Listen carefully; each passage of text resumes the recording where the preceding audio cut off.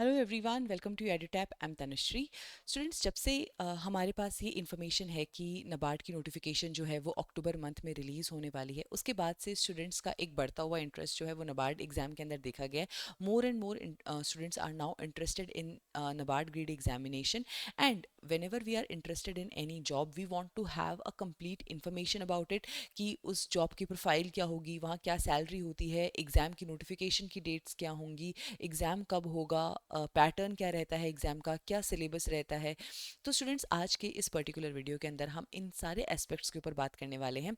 But students, if you are someone who have already started his or her preparation, ठीक है, अगर आपने already अपनी प्रिपरेशन को स्टार्ट कर दिया है, आप नबार्ड के बारे में इस सारी इन्फॉर्मेशन को जानते हो, सो प्लीज़ इस वीडियो पर एक भी सेकंड मत लगाइएगा, क्योंकि इसके अंदर कोई भी अलग सी चीज़ या कोई भी और ऐसा वैल्यू एडिशन नहीं है जो आपको एक कोई नई बात जानने को मिलेगी। जो आपको पता है वही सारी चीज़ें यहाँ पर डिस्कस की जाएंगी। तो अगर आपके पास ये सारी इन्फॉर्मेशन ऑलरेडी है, आप इससे रिलेटेड पहले भी कोई वीडियो देख चुके हो, तो प्लीज़ अपना एक भी सेकंड यहाँ पर मत लगाओ। Notification can be released any time now, तो आपका सारा फोकस जो है वो आपकी पढ़ाई पर होना चाहिए इस वक्त, और ना कि इस सारी इन्फॉर्मेशन पे। ये वीडियो बेसिकली उन स्टूडेंट्स के लिए है जो अभी अभी नबार्ड के एग्जाम के बारे में जिनको पता लगा है और जो अब इस एग्जाम के अंदर इंटरेस्टेड है।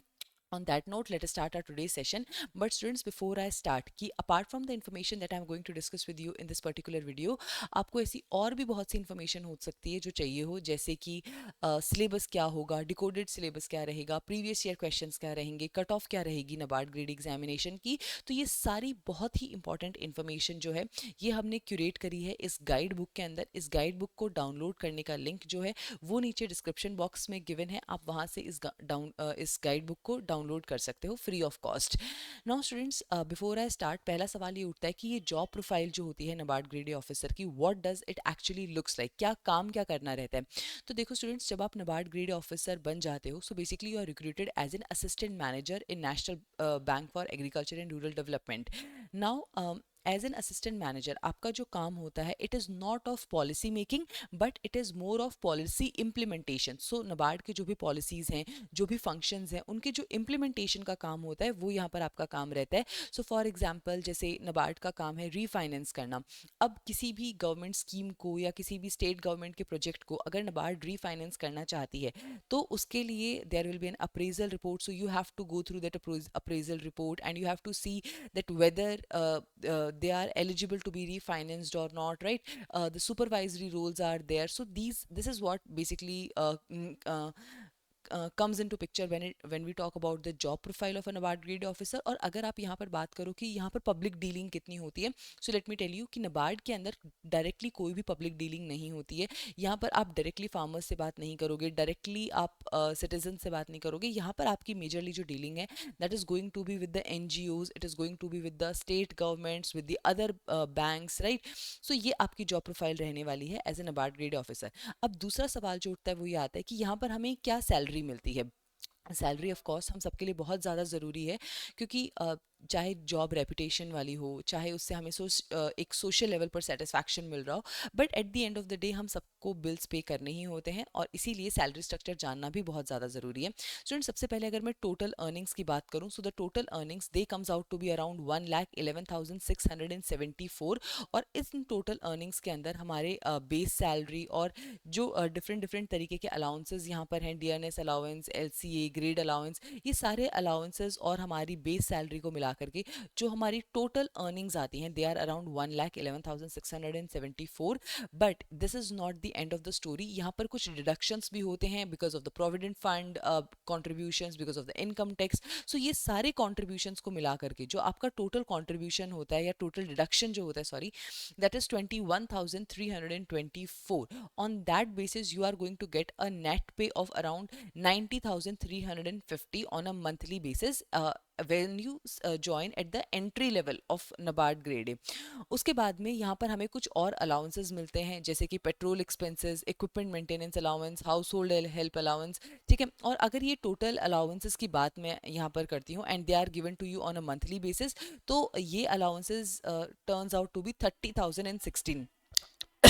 So your net pay of 90,000 along with the allowances of 30,000 make a salary of around 1,20,000 on a monthly basis. So this is the starting salary in the NABARD grade organization. अब students जब हमने job के बारे में जान लिया, जब हमने सैलरी के बारे में जान लिया, और अगर ये जॉब आपको इंटरेस्टिंग लग रही है तो आपका अगला सवाल ये होगा कि क्या इस एग्ज़ाम की नोटिफिकेशन हर साल रिलीज़ करी जाती है। तो स्टूडेंट्स 2015 से लेकर के 2024 तक का ये डेटा है और यहाँ पर आप देख सकते हो कि हर साल नोटिफिकेशन रिलीज़ हुई है। अगर मैं बात करूँ 2025 की, तो इस साल जो एक्सपेक्टेड नोटिफिकेशन है वो एक्सपेक्टेड है अक्टूबर मंथ के अंदर। उसके बाद में around December month, right? Around 20th of December, we are expecting the phase one of this particular exam to be conducted, and then in the month of January, around 25th of January, we are expecting the phase two of this exam to be conducted, right? So ये दो exams phase one और phase two हैं जो कि दिसंबर और जनवरी में होंगे। इसके बाद हमारे इंटरव्यू स्टार्ट होंगे once the results of your phase two exam are declared, right? और नोटिफिकेशन जो है वो इस साल अक्टूबर के अंदर एक्सपेक्टेड है, राइट? उसके बाद में आता है कि नबार्ड ग्रेड ए का जो पैटर्न है वो क्या रहता है। तो स्टूडेंट्स नबार्ड के अंदर तीन हमारी यहाँ पर फेजेस होती हैं, phase one, phase two, phase three, which is the interview.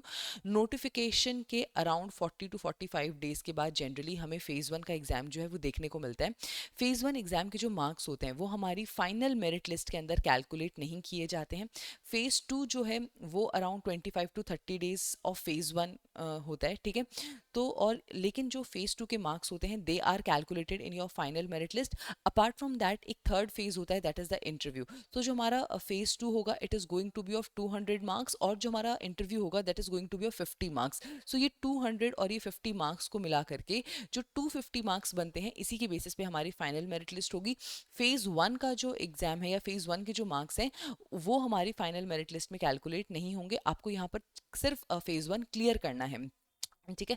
उसके बाद में बात आती है कि फेज़ वन के अंदर क्या क्या कंपोनेंट्स होते हैं। तो देखिए स्टूडेंट्स, अगर हम बात करें फेज़ वन की, तो सबसे पहले यहाँ पर आता है हमारा अ, अ, अगर मैं फेज़ वन के पैटर्न की बात करूँ तो यहाँ पर बेसिकली हमारे दो सेक्शंस होते हैं, एक होता है मेरिट सेक्शन और दूसरा होता है नॉन मेरिट सेक्शन, ठीक है। अब ये मेरिट सेक्शन और नॉन मेरिट सेक्शन में क्या डिफरेंस है, यहाँ पर जो आप पहले 5 कंपोनेंट्स देख रहे हो, reasoning, English, computer, quantitative aptitude and decision making, ये पांचों कंपोनेंट्स हमारे नॉन मेरिट सेक्शन का पार्ट है। जिसका मतलब है यहाँ पर आपको केवल और केवल सेक्शनल कट ऑफ जो है वो क्लियर करनी है, ठीक है। नबार्ड के अंदर जो हमारी फेज़ वन की कट ऑफ होगी, ठीक है। देखिए अगर आप टोटल नंबर ऑफ क्वेश्चंस देखें और टोटल नंबर ऑफ मार्क्स देखें, दे आर अराउंड 200, ठीक है। 200 मार्क्स का पेपर होगा और 200 ही क्वेश्चंस यहाँ पर आएंगे, ठीक है। लेकिन जो हमारी फेज वन की कट ऑफ होगी वो बनेगी आउट ऑफ 100 मार्क्स, ठीक है। ये 100 मार्क्स कहाँ से आएंगे, ये आएंगे मेरिट सेक्शन से, which is 40 marks of ARD, 40 marks of ESI and 20 marks of GA। ये 100 मार्क्स की ही हमारी फेज वन की कट ऑफ बनेगी। बाकी के जो ये 100 मार्क्स हैं जो कि नॉन मेरिट सेक्शन के हैं, ये हमारी फेज वन की ओवरऑल कट ऑफ के अंदर कैलकुलेट नहीं किए जाएंगे। यहाँ पर आपको केवल और केवल सेक्शनल कट ऑफ जो है वो क्लियर करनी है, ठीक है। सो नबार्ड के अंदर बेसिकली दो कट ऑफ्स होती हैं, एक होती है सेक्शनल कट ऑफ, एक होती है ओवरऑल कट ऑफ, ठीक है। सेक्शनल कट ऑफ आपको हर एक कॉम्पोनेंट के लिए क्लियर करनी है, चाहे वो ARD हो, ESI हो, GA हो या नॉन मेरिट सेक्शन का कोई भी कॉम्पोनेंट हो, आपको इन सबकी सेक्शनल कट ऑफ क्लियर करनी है।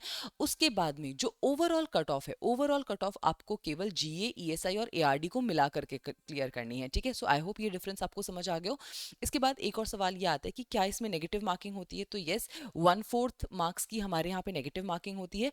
उसके बाद में एक और क्वेश्चन आता है कि क्या यहाँ पर सेक्शनल टाइमिंग भी होती है। सो नो स्टूडेंट्स, ये बात आप प्लीज ध्यान में रखिएगा कि सेक्शनल कट ऑफ होती है पर सेक्शनल टाइमिंग जो होती है वो फेज वन के अंदर नहीं हमें देखने को मिलती है, ठीक है। उसके बाद में आता है phase two exam. Phase two exam के अंदर दो पेपर्स होते हैं हमारे, general English and then ESI and ARD का पेपर 2, ठीक है। अब इन पेपर्स के क्या पैटर्न्स रहते हैं, जो जनरल इंग्लिश का पेपर होता है that is going to be online descriptive. आपको पेपर के जो आंसर्स होंगे वो टाइप करने होंगे, सब्जेक्टिव और या फिर डिस्क्रिप्टिव के फॉर्म में ये हमारा पेपर होता है। दैट इज आपको यहाँ पे एसे, प्रेसी, लेटर, ये सारे कॉम्पोनेंट्स जो हैं वो आंसर करने होते हैं। टोटल टाइमिंग्स जो होती हैं यहाँ पर वो होती हैं हमारी 90 मिनट्स। 90 मिनट्स का यहाँ पर आपको आपको एक कॉम्पोजिट टाइम मिलता है और 3 क्वेश्चंस यहाँ पर आपको देखने को मिलते हैं। टोटल मार्क्स जो होते हैं वो होते हैं 100। उसके बाद में आता है ESI and ARD. ESI and ARD का भी जो पेपर होता है वो होता है 100 मार्क्स का, लेकिन इन 100 मार्क्स में से 50% या फिर 50 मार्क्स कहूँ तो वो ऑब्जेक्टिव के होते हैं और 50 मार्क्स जो होते हैं वो हमारे डिस्क्रिप्टिव के होते हैं। ठीक है, ऑब्जेक्टिव के लिए आपको अलग से 30 मिनट्स दिए जाते हैं और डिस्क्रिप्टिव के लिए आपको अलग से 90 मिनट्स दिए जाते हैं। सो टोटल 120 मिनट्स आपको मिलते हैं पेपर 2 ईएसआई एआरडी के लिए। ठीक है, यहाँ पर जो ऑब्जेक्टिव क्वेश्चंस होते हैं वो 30 होते हैं। ठीक है, इन 30 में से जो 20 क्वेश्चंस होंगे they are going to be 2 markers और जो 10 क्वेश्चंस होंगे they are going to be 1 markers. ठीक है, तो इस तरीके से हमारा टोटल स्कोर ऑफ 50 मार्क्स जो है ये बनता है। इन 13 क्वेश्चंस में से अराउंड 15 क्वेश्चंस ईएसआई के होंगे और 15 क्वेश्चंस एआरडी के होंगे। ठीक है, उसके बाद में जो हमारे 50% डिस्क्रिप्टिव है, तो डिस्क्रिप्टिव के अंदर आपको टोटल 6 क्वेश्चंस मिलेंगे। आउट ऑफ दीज 6 क्वेश्चंस आपको 4 क्वेश्चंस आंसर करने रहेंगे। इन 4 क्वेश्चंस में से 2 क्वेश्चंस 15 मार्क्स के होंगे और 2 क्वेश्चंस जो हैं वो 10 मार्क्स के होंगे। ठीक है, तो इस तरीके से हमारा डिस्क्रिप्टिव का भी 50 मार्क्स का पेपर बन जाता है। तो ये पैटर्न रहेगा as far as the phase 2 is concerned. और इसके बाद में फेज 3 होगा इंटरव्यू, जो कि 50 मार्क्स का होगा। ठीक है, उसके बाद में आता है कि अगर आप इस एग्जाम को क्लियर करना चाहते हैं, ठीक है, आपको एग्जाम के पैटर्न का भी पता चल गया और अगर आपको अब ये एग्जाम और ज़्यादा इंटरेस्टिंग लग रहा है and if you want to really clear this exam, so the first thing is clarity. आपको पता होना चाहिए कि आप इस एग्जाम को क्यों देना चाहते हैं। उसके बाद में स्टूडेंट्स ये बहुत ज़्यादा ज़रूरी है कि आप सिलेबस और प्रीवियस ईयर क्वेश्चन जो है उनको एनालाइज करें। जो आपका फर्स्ट पॉइंट है क्लैरिटी वाला, it is incomplete without you analysing the syllabus, the previous year question, the cut offs, everything, क्योंकि वही आपका गाइड बनेंगे, वही आपका रोड मैप बनेंगे कि आपको कौन सी चीज़ प्रिपेयर करनी है, किस तरीके से प्रिपेयर करनी है और किस तरीके से उसे क्रैक करना है। ठीक है, अब अगर मैं बात करूँ सिलेबस की, तो जो हमारा नॉन मेरिट सेक्शन है उसका सिलेबस जो है वो नोटिफिकेशन में नहीं गिवन होता है। On the basis of the previous year questions we have derived this syllabus, और ये पांचों सब्जेक्ट्स का सिलेबस जो है ये आपके सामने स्क्रीन पर है। It does not make a lot of sense for me to read each and every line. You can simply pause the video and you can read whatever it is given in the syllabus. But अगर आप overall देखते हैं तो जो भी हमें RBI के paper में या जो हमें बैंकिंग के पेपर के अंदर जो क्वांट, रीजनिंग, इंग्लिश देखने को मिलती है वो टॉपिक्स यहाँ पर हैं। उसके अलावा कंप्यूटर नॉलेज भी जो है वो बहुत ही बेसिक तरीके की है। डिसीजन मेकिंग हाँ एक ऐसा कंपोनेंट है जो नबार्ड के अंदर अलग से पूछा जाता है। बट स्टूडेंट्स अगर आप डिसीजन मेकिंग के प्रीवियस ईयर क्वेश्चंस देखेंगे तो आपको पता चलेगा कि कॉमन सेंस से भी आप इस पेपर को सॉल्व कर सकते हो।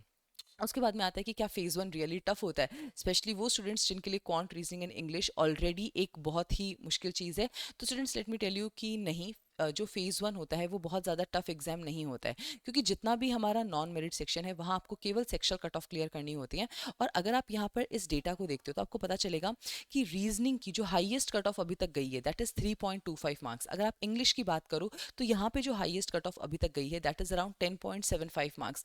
इन computer knowledge the highest cutoff so far has been around 5.50 marks out of 20. In quant again the highest cutoff has been 5 marks out of 20 and in decision making the highest cutoff is 2 marks out of 10. ठीक है, तो अगर आप इन cut offs के basis पर देखते हो तो जो नॉन मेरिट सेक्शन है वहाँ पर आपको अगेन सारा सिलेबस भी शायद पढ़ने की ज़रूरत नहीं है। अगर आप इंपॉर्टेंट टॉपिक्स ही पढ़ के चले जाओ तो आपकी ये जो सेक्शुअल कट ऑफ है ये बहुत आसानी से क्लियर हो सकती है। अगर मैं बात करूँ ईएसआई, एआरडी और जीए की, तो यहाँ पर जो हमारी कट ऑफ है that happens to be around 40 to 50 marks के बीच में जनरली रहती है। अगर पेपर बहुत ही आसान आ जाए तो 53 मार्क्स तक जा सकती है, but generally 40 to 50 marks out of 100 हमारी कट ऑफ जो है वो फेज़ 1 की यहाँ पर रहती ही है। और अगर आप टारगेट स्कोर्स की बात करो तो ये 40 टू 50 मार्क्स का टारगेट स्कोर लाने के लिए अगर आप ईएसआई के अंदर 20 टू 25 मार्क्स स्कोर कर सकते हो, अगर आप एआरडी के अंदर 20 टू 25 मार्क्स स्कोर कर सकते हो, और अगर आप जीए के अंदर अराउंड 5 टू 7 मार्क्स का टारगेट लेके चलते हो, अगर आप इन तीनों टारगेट स्कोर्स को मीट कर पाते हो then again students phase 1 is not going to be a tough job for you. ठीक है, अब हम बात करते हैं फेज 2 के, सॉरी फेज 1 का पैटर्न हमने देख लिया है। फेज 1 के अंदर नॉन मेरिट सेक्शन के बाद में जो दूसरा एरिया आता है दैट इज जीए। जीए का पार्ट जो होता है स्टूडेंट्स यहाँ पर थोड़ा स्लाइटली टफ होता है। वाई? क्योंकि अगर आप पैटर्न को देखो तो नबार्ड जो है वो अपना पैटर्न जीए के अंदर बहुत ज़्यादा चेंज कर देता है। फॉर एग्जांपल जो हमारा बैंकिंग एंड फाइनेंस है, ठीक है, फाइनेंस के करंट अफेयर्स या फाइनेंस से रिलेटेड क्वेश्चंस जो थे वो 2020 2024 से पहले हमें नहीं देखने को मिलते थे। जो ये 1-1 क्वेश्चंस भी हैं, they are related to the banking part and not to the finance, but अचानक से इन 2024 there were around 7 to 8 questions and not only from the finance current affairs but from the finance static part as well। तो जीए का जो paper होता है यहाँ पर थोड़ा टफ होता है and that is why out of 20 इसका टारगेट स्कोर जो है वो मैंने 5 to 7 मार्क्स ही रखा है। उसके बाद में सवाल आता है कि कितने मंथ्स का करंट अफेयर्स जो है ये यहाँ पर हमें कवर करना रहता है। तो स्टूडेंट्स, अगर मैं करंट अफेयर्स की बात करूँ तो 3 to 5 months before the exam जो करंट अफेयर होता है वो यहाँ पर आपने कवर करना रहता है। ठीक है। उसके बाद में आता है ESI and ARD part. Students, ESI and ARD जो है वो हमारा फेज 1 में भी आता है और फेज 2 में भी आता है। तो यहाँ पर आपको उसकी इंटीग्रेटेड प्रिपरेशन जो है वो करनी रहती है। ठीक है। You are going to combine your preparation of ESI and ARD for both the phase 1 and phase 2 exam. ठीक है। अगर मैं बात करूं एआरडी की सिलेबस की, तो एआरडी के अंदर यहाँ पर आपसे एक इन डेप्थ लेवल का एग्रीकल्चर जो है वो पूछा जाता है, whereas the syllabus includes agriculture, agronomy, classification of field crops, cropping system, seed production, meteorology, water resources and irrigation, farm and agri engineering, plantation and horticulture crops, animal husbandry, fisheries, forestry, agriculture extensions, ecology and climate change, right? And then current affairs related to the Indian agriculture, rural development, Panchayati Raj institution. So all of this combines for the ARD syllabus, which is a very in-depth and a very detailed syllabus. And this detailed syllabus, it is given in the notification itself. Apart from that, students, if I talk about the ESI part, so in the ESI part, if you look at the syllabus, it includes topics like nature of Indian economy, inflation, poverty, population trends, agriculture, industry, rural banking and financial institutions in India, globalization of economy, social structure in India, education, social justice. So all of these are the topics from the ESI.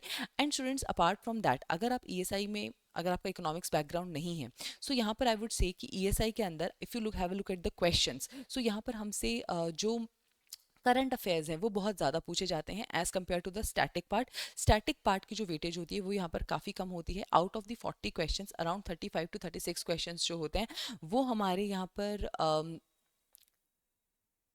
Current affairs part से पूछे जाते हैं and around 4 to 5 questions hardly हमारे static part से आते हैं। तो in the ESI it is the current affairs which dominates the scenario. और अगर अब मैं बात करूँ फेज़ 2 की, तो फेज़ 2 के अंदर ईएसआई और एआरडी का जो सिलेबस है वो एग्जैक्टली सेम रहेगा जो अभी हमने फेज़ 1 के अंदर देखा। लेकिन अगर मैं बात करूँ जनरल इंग्लिश के सिलेबस की, तो जनरल इंग्लिश के सिलेबस में हमें 4 चीज़ें प्रिपेयर करनी होती हैं, एस्से, प्रेसी, रीडिंग कॉम्प्रीहेंशन और लेटर। और इन 4 में से किसी भी 3 के ऊपर क्वेश्चन आ जाते हैं। एस्से और प्रेसी जो है वो जनरली रहता ही रहता है, रीडिंग कॉम्प्रीहेंशन या लेटर में से कुछ भी एक आ सकता है। ठीक है।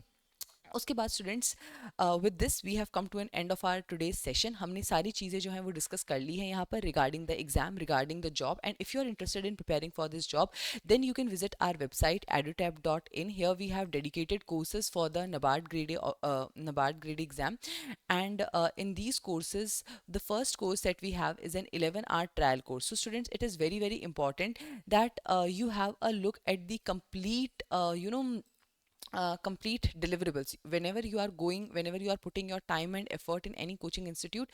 It is very important for you to know that what are going to be the deliverables, what is going to be the level of deliverables. So for that we have provided this 11-hour trial course which cost rupee 1 only. Apart from that, students, we have a phase 1 and phase 2 test series, and we have a silver course also for those of you who are going to prepare for the phase 2 and the interview part. And then we have a gold course for those of you who are going to prepare for the phase 1, phase 2 and the interview part, right? So these are the courses that we currently have for the NABARD exam. So on that note, I am ending this session here. Thank you so much and I wish you all the very best.